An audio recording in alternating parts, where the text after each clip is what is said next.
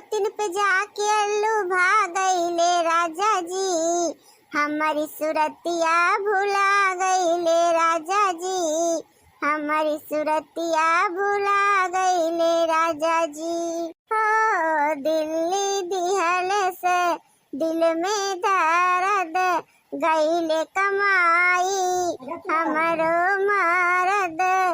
हो सौतिन पे जाके लुभा गईले राजा जी, हमारी सुरतिया भुला गईले राजा जी, हमारी सुरतिया भुला गईले राजा जी। हाँ बहिनी, आज 50,000 का साड़ी खरीदवाए ना हम जाई के। अब बहिनी भिन्नैये से निकले है, आवत आवत 10 बज गए। मूला केहू के मुँहे में जो बनाए टूटे एक कवाखर कि मोटकी तो एक ठू साड़ी ले ले अपने खातिर, समझो।